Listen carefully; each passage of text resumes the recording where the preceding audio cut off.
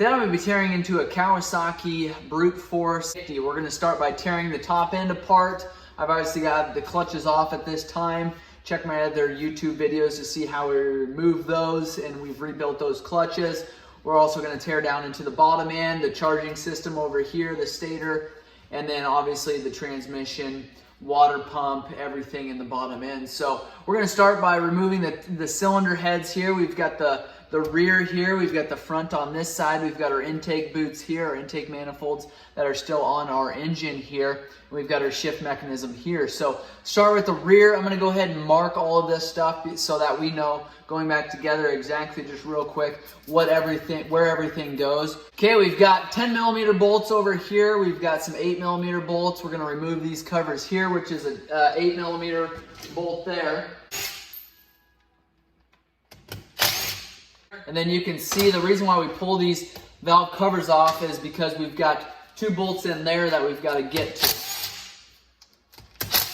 All right, we've got our 10mm bolts at this time here, but before we do that, I'm actually going to remove our cam chain tensioner. So here's the front, and the back is down here. You won't be able to see it very well from your angle. The reason why we do that at this point is because that cam is going to have some pressure on it because of that cam chain tensioner there, that cam chain, and if we don't remove this, it could potentially bind that cam and that cam chain sprocket there and cause some damage. So go ahead and just loosen these up here, and then just the 2 8mm is all we have to do if we're just going to pull this cam chain tensioner out of here. These cam tensioners here, I'm just going to show you, they've got a larger bolt in the center there. And that is actually going to be where that tightens up. These 2 8mm bolts, just what mounts this cam chain tensioner to the actual cylinder there. So if we were to remove those, and I can do that for you so I can show you exactly how to do that, because going back together, we're going to have to remove that bolt there. To get those removed, I just tap on it a little bit there, and that pulls that out just like that. Now you've got your cam chain tensioner there, and they've got teeth right here that'll tighten up. The way you get it in is just to go ahead and push that little lever back, and then you can go in and out like that, and it should go in and out. That's a fairly common problem on these to fail. Or I'm going to pull the front just to show you what that looks like there. 12mm there.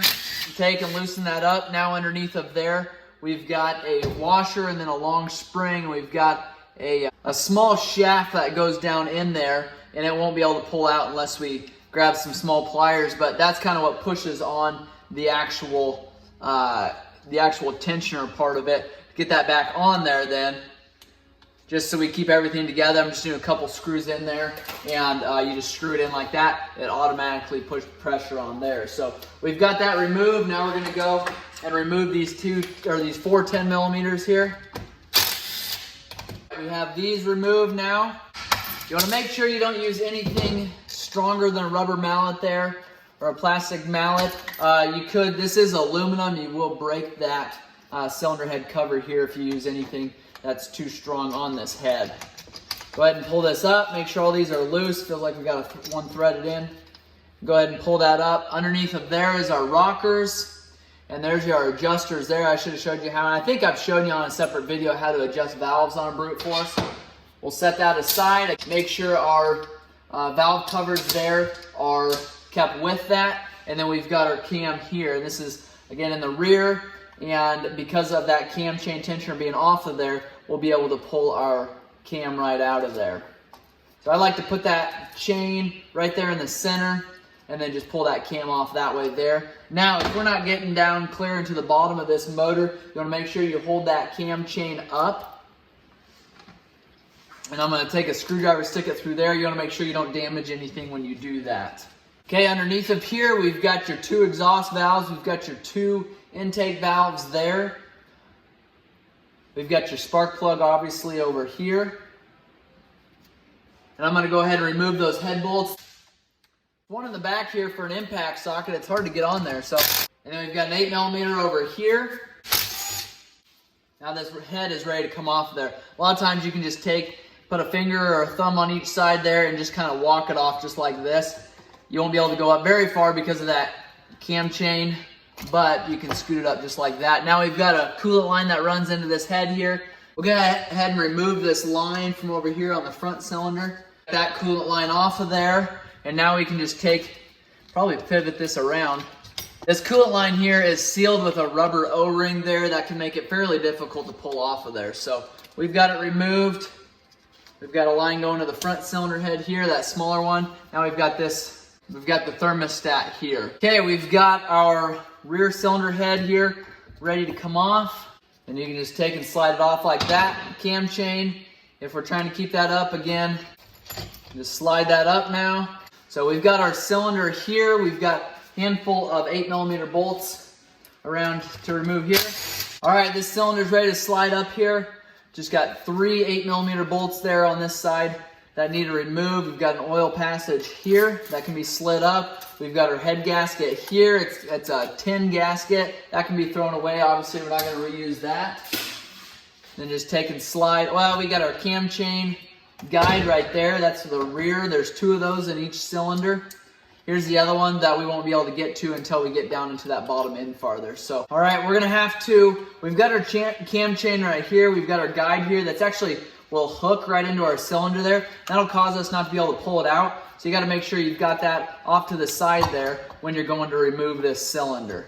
And then go ahead and pull that up. And there is our rear cylinder there. Check for scoring. We'll measure that and I'll show you how to do that here in a bit.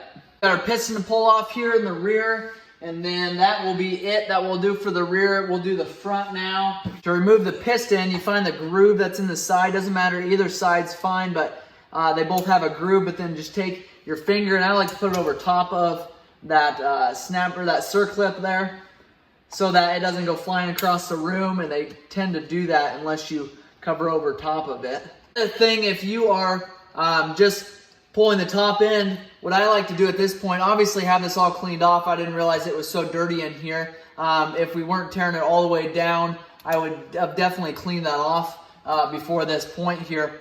But I like to take rags and shove them in here, making sure you don't drag dirt in there while you do that. The other thing that does is we'll keep this circlip here that we just removed from falling down into there. So I like to get the piston up to the highest point there, and then you just take and push that piston pin out there. And then once you get that pin slid out far enough, you can just remove it off of that crankshaft there. So that is the rear piston there. It actually looks in pretty good condition there. Now we're gonna go and remove the front cylinder head here. Exact same process as the rear. You've got your 8mm bolts, we've got your 10mm, we've got your cam chain tensioner there. Remove our cam chain tensioner. Got that removed. We're gonna have to remove these here. Make sure you keep your O-rings with it there. Now, because we've got our cam chain tensioner removed, we can remove these 4 10mm bolts there. As long as they're all out, we can go ahead and remove this cylinder head cover here. You want to make sure you're doing both sides. Otherwise, you're just going to be sitting there binding that cover there. Same thing, as long as these bolts are off, you just walk it off just like that. Now we've got our cylinder head here. And before we do that, I'm going to remove this camshaft. 4 cylinder head bolts there. 14mm. We've got 1 8mm bolt here by the cam chain tensioner. All right, we've got that removed. We'll let some of that coolant drain out of there. We'll remove our guide there. We'll remove our oil line. Then we've got our head gasket. 8mm bolts around the cylinder there. Underneath of the cylinder, you have your base gasket. We're going to take now and we'll pull up on our cylinder. Again, you need to make sure your guide here is out of the way. Make sure the cam chain isn't holding up at all. We'll go ahead and remove this piston like we did the rear there. We've got a handful of wires here that we can get out of the way at some point. A couple of them are for the stator here. Grab a pick again, put your finger over top that circlip, pop that out of there. Okay, take and push that piston pin out there, and then we've got your piston metal. That'll just slide right up. We're gonna go ahead and remove this starter now, and then we'll get down into the bottom end of this four-wheeler. We'll pull our recoil and our stator assembly, our flywheel. But first things, let's go ahead and get this starter out of here so we can deal with one less wire. A little boot that you need to pull off to pull this starter. Most of the time you can use an impact with. Sometimes it'll do just what this one wanted to do here and spin. And if that's the case, then you can just take a 10mm wrench and hold on that bottom nut there. Kind of a lock nut on the bottom there.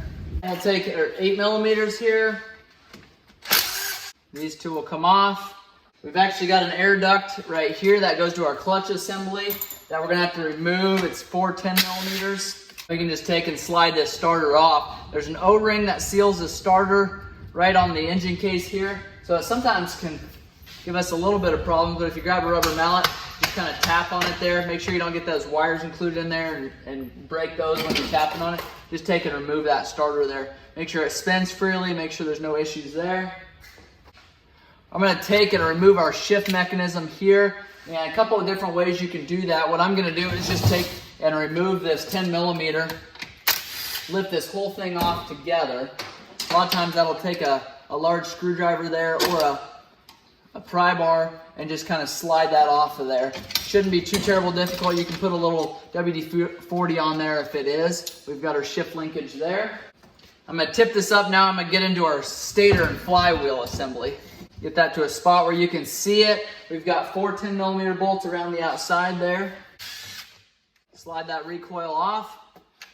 That works. It's very tight. When you spin this rope out, these arms actually will fly out. They'll grab this cup here and turn that. Now, when you stop pulling this, obviously those arms are going to go in, so it's going to release from your recoil, and that's why it doesn't continue to spin that this recoil cup here and keep spinning your motor over. We've got a larger bolt here. 19mm bolt there. It pulls out there. You've got a cup here, and we've got actually your crank that's sitting right here. That's what goes into your crank there. So we'll set that aside. That's a recoil pull starter cup gear.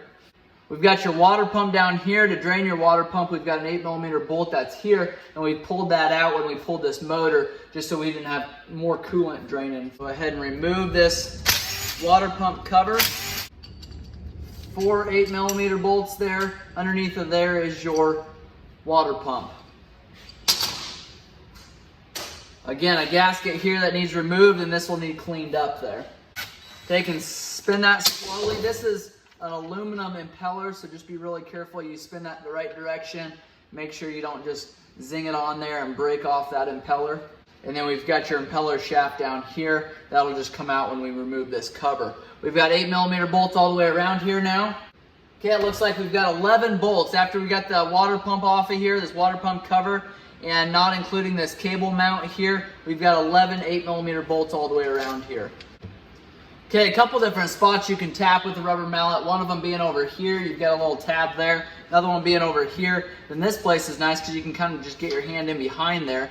Now what you can do, make sure you're not pulling on the wires there, but then I just take, there is a little bit of magnetic force there, so you may have a little bit of a difficulty getting this off. You want to make sure you don't actually get a screwdriver in there to pry. The other thing, you want to make sure you've got this cup off of here, and that'll hold you up as well. Again, you want to make sure you don't get in there and pry too much, because there is a seal back here, and there's a pin that just dropped down in there, so be careful of that. That pin sits in that crank right there, and that's what this recoil cup gear mounts onto. So you've got that plate there to remove, and now we should be able to pull this off of here. But again, there'll still be some tension from that magnet. What you don't want to do is get a pry bar in behind there, or a screwdriver or anything, because you're going to damage up that gasket area. And it's important that this seals. If this doesn't seal and you get water in there,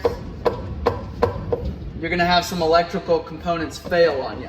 What we're getting stuck on now is this water pump shaft, and that's pretty typical. Those get a little rusty and corroded, and then you get stuck on those. And we've got that pulled off now at this time. We've got our stator here. We've got, again, that gasket I was telling you about is here all the way around. You want to make sure you replace that gasket every time. Make sure that stator tests good. And we've done different tests on that. Make sure you check out my YouTube channel to check those videos out. We've got our water pump shaft here. We've got our pulser over here. And then our stator is right here. And that's your coils, your wires there. And that's what produces the energy for the spark. We've got a bearing going over top. Typically, it'll stay on this shaft here on the crank, but sometimes it'll come up with that cover. We've got an idler gear underneath here. You do have to remove this flywheel here to remove your idler gear, as well as your oil pump chain here, and then you'll have a cam chain for the rear cylinder that comes in behind this flywheel. Okay, we've got our flywheel puller here. If you need one of these, make sure and check out my eBay store. I've got these listed, and I'll put a link in the description below here. A lot of people will order from my store these flywheel pullers because then they know exactly what size they're needing for this specific engine here. So we've got, all right, we'll take and run this in now. We've threaded that on all the way, make sure it's completely seated. If you can't get it off like that, what I do is I'll put my impact or my socket on there, give it a tap,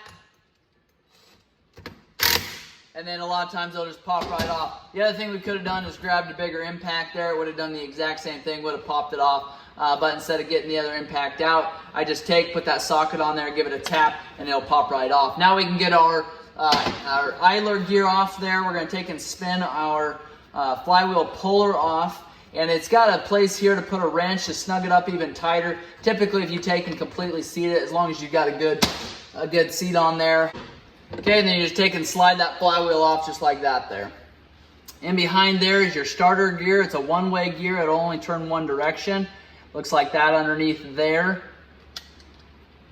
And to remove that, you got to pull these 6 Allen bolts around this gear on the inside, and you can remove that one-way bearing there in this gear here. All right, some of the biggest issues that we see with the Kawasaki Brute Force 750 are the cam chains, the cam chain tensioners, and they start to fail. Well, then you have too much clearance or too much movement from where the cam should be.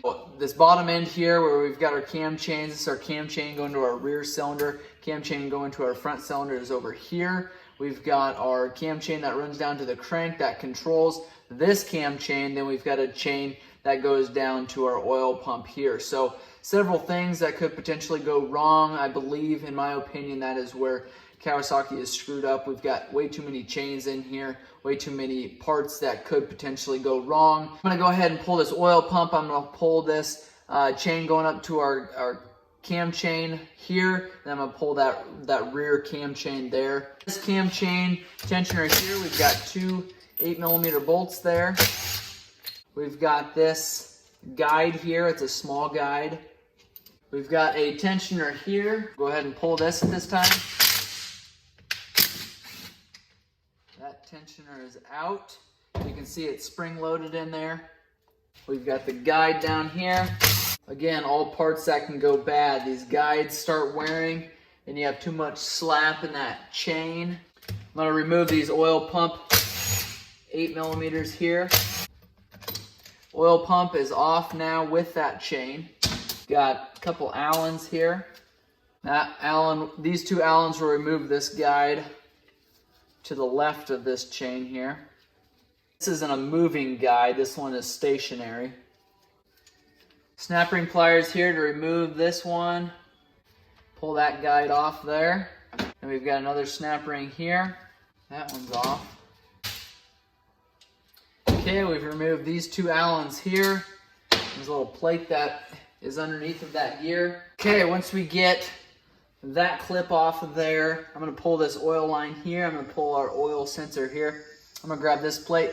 To get this shaft off of here, well, to get this chain off of here, you actually gotta come from the other side, pull this shaft through there, that drops that gear down. So to remove those parts there, we've got to come in from the other side. So I'm going to remove a handful of these bolts here while we're here. And we've got our oil fill here. We've got a sensor down here. And I'm going to start removing a handful of these engine case bolts. Okay, this oil line can come off of here. All right, that oil line is off there. We've got this kind of the same thing underneath here. You know, be careful you don't damage. Be careful you don't damage those surfaces when you're pulling these off. You don't want to stick something down there and damage those. So those need to for sure have to seal. We'll go ahead and pull all of our 8mm off here. Otherwise, we're going to dump them when we flip this motor upside down. Now we've got a bunch of 10mm bolts we need to remove. A couple down in the case. Can pull this side cover off. We've got a larger gear underneath of there. Again, we have our sensor here, our dipstick that sits down in there. We've got our plate here, and that tells the sensor. Okay, our oil sensor here. And we'll remove that. And then we've got two sensors here. We've got a neutral sensor, and I believe this is a reverse sensor. And then this cap right here, we're actually going to want to take off before we go to split that case. It'll actually hold the shaft up there. It's got a spring load. It's got a ball inside there, and at some point that ball will fall out. We have our shift mechanism up top here.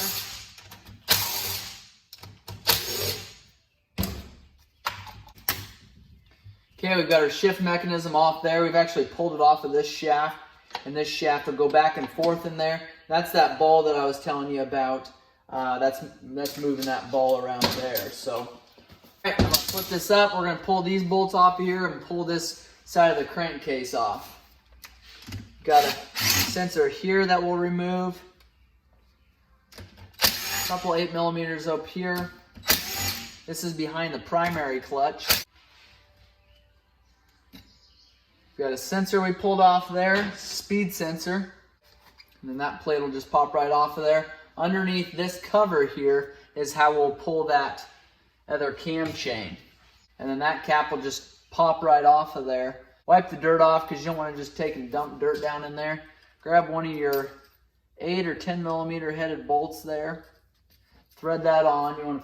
You want it threaded down a little ways here. Okay, once you get that threaded in there, you take a pair of pliers. If you're gonna pry up on this, just be careful you don't scuff this up. I try to get it as flat as I can, get a good grip on there, and then take and slam up on it like that. That'll pull that plug off of there, and the bolt all come with it. Now you've got this cam chain that's gonna be able to come off of here. You can just take and shove that all the way back there. Now you can just take that shaft and pull up, and it'll come straight out of there. That's how you remove both of your cam chains on this Brute Force. Keep that in mind. You got to pull the clutch cover there to get to there. We've got an oil line there that will get removed, but I'm going to flip this over so I can finish showing you how to remove the cam chains. So you can see there, this gear fell down already, and this cam chain is already off. So these cam chains are both out here.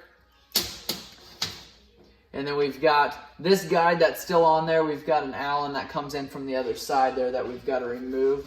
So at this point, we're going to flip it back over. Going to finish removing these case bolts, and then we can actually split that case there. This guide can be removed.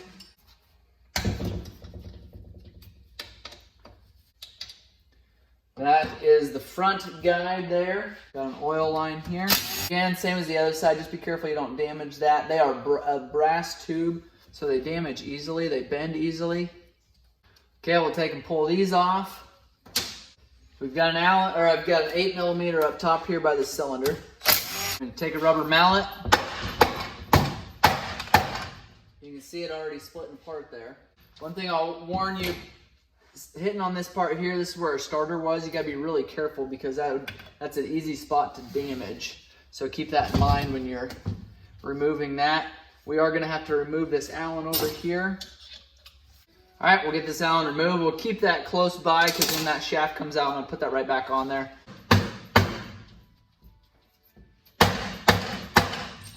Okay, we had a washer fall out from right there. We'll just remember where that one went.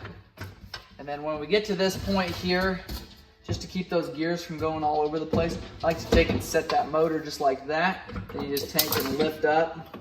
That was the ball that I said would fall out at some point. Came from clear up here. We've got our prop shaft that runs all the way through here, 4 10mm bolts. This will slide out. A joint here that just pops right off. This will slide off here. This is just a boot. And then this shaft, we'll remove these bolts here, and we'll push that shaft all the way back through there. We've got our transmission gears here. Got a gear there. We've got our cases split here. We've got our transmission ready to come out here. I've kind of cleaned up so you guys are able to see a little bit better what we have going on. I was pulling this engine apart and I didn't really exactly know the reason why. I found a handful of bolts right here, and I'll let you guys inspect those and tell me what you think they are. We've got 2 nuts there. We've got 1 bolt with some splines, some fine threads there. And where do you guys suppose those went? Okay, it's not a bolt that you just thread in there because it doesn't have a place to put a wrench on there. I'll tell you, right there is our issue. And the thing that concerns me the most is we've got 2 nuts right here. We've got 1 bolt. We've got 3 nuts attached to the rods here. We've got 2 on this rear rod here. We've got 1 that's missing. Okay, so we've got 1 bolt that runs through here and 1 nut. So where in the world would this other nut have gone? And threads are good on this one. Threads are not good on this one. Got me baffled. I think somebody's been in this motor before. I think somebody dropped a nut down in there, or the first time that this motor was taken apart, I think maybe there was a nut off of there. I don't know. You guys tell me what you think is going on there. You've maybe had more experience in these Brute motors than I have. So let me know what your thoughts are there. We're going to continue ripping this apart and getting it ready to go get rebuilt. So we've got 10mm bolts in the back here. Take a rubber mallet. Give it a couple. Here's the thing about this. I've had several people ask me how to re-shim these bevel gears if they've got some movement there. I'm going to slide this back in here and show you what the process is. So there's got a bevel gear on this side. I'm going to shove this over. And then we've got a bevel gear on this side. Obviously these 2 gears work together. This is the transfer gear. We've got the output shaft right here. And if you are to add shims in there, that's going to pull that gear away from this gear, and there's going to be a little bit of movement there. If you were to take shims out, push it together there, and then obviously tighten these bolts back down, that's going to get these gears closer together. You do want some movement between the gears, very, very little. If it's tight, you're going to have too much tension on there. It's going to cause your four-wheeler to turn over way too slow. Actually, drive way too slow. So you do want some movement. You don't want a lot. If you've got a lot of movement there, you're going to see some wear on these gears, and then at some point they'll start slipping. So that's a fairly common thing to do, is to re-shim these. Kawasaki offers these shims in many different sizes. So a lot of times we'll order a handful of them, not knowing exactly where it needs to sit, and re-shim those according to what you need there, and then obviously put these back together there. You should have the right tightness there. That is the bevel gear, the transfer gear on the Brute Force. So again, taking this out, slide this all the way out here. We've got some O-rings that seal it up nicely. We've got that shaft all the way out. This is going to the front, this is going to the rear here, and then these shims just get removed by pulling them off here. 2 different size thickness. A lot of times they'll put 2 shims in there from the factory. That way you can give or take whatever you need there. Okay, I'm going to pull this oil relief, and then I've got a guide bolt that sits right here. That's an Allen. Pull that out. Now we can pull that guide out there. That's for the rear cylinder there. Oil relief can be pulled out with a 17mm. Then for this side of the crankcase, all we have left is this transfer gear. We've got to flip it over. We've got a handful of Allens there. To pull this transfer gear out, we've got an Allen bolt that we can remove. We can push that shaft through there, and our gear will actually come out this way. So that is out. 3 Allens will remove this plate here, and if you remember, this is where that dipstick was, and our speed sensor here. We're going to push our gear off. Now we can take and dump our gear off there. Now, to get this transfer gear out, we've actually got our 10mm bolts on this side.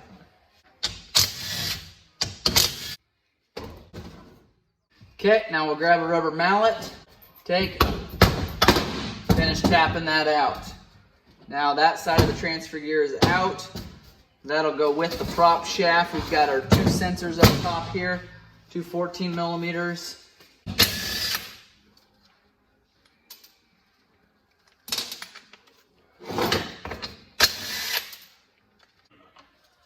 All right, we've got our crank that'll come out here, and then we've also got our transmission shaft that we need to push out that way. So I'm gonna take that crank right now. Okay, crankshaft is off. We'll look at that here in a bit. I'm gonna go ahead and remove our transmission here. Now when we go to remove these, the important thing is just to make sure these aren't binding. These kind of come out together, shift shaft there, this transmission gear, this transmission gear. So if one of them is holding the other one up, it can cause some major difficulties there. Got our shift shaft out.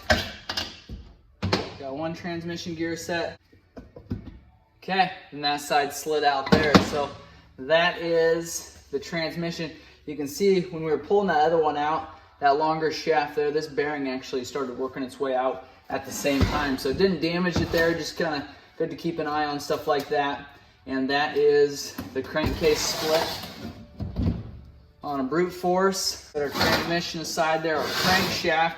What I was telling you earlier, we've got one pin that goes through there, a little bolt there, and then we've got 2 nuts that were down in that bottom end, and we've only got 1 nut missing there. See, this rod here is got both of its nuts on there. This has just got 1. There's some serious movement there. So it's missing 1. We just don't know where that other nut came from. So if you got questions on this Brute Force motor, make sure you let me know. Keep an eye out for the rebuild. And I've got hundreds of other videos on the Kawasaki ATVs. Make sure and check those out. Appreciate you guys subscribing if these videos have been helpful. Thanks for watching.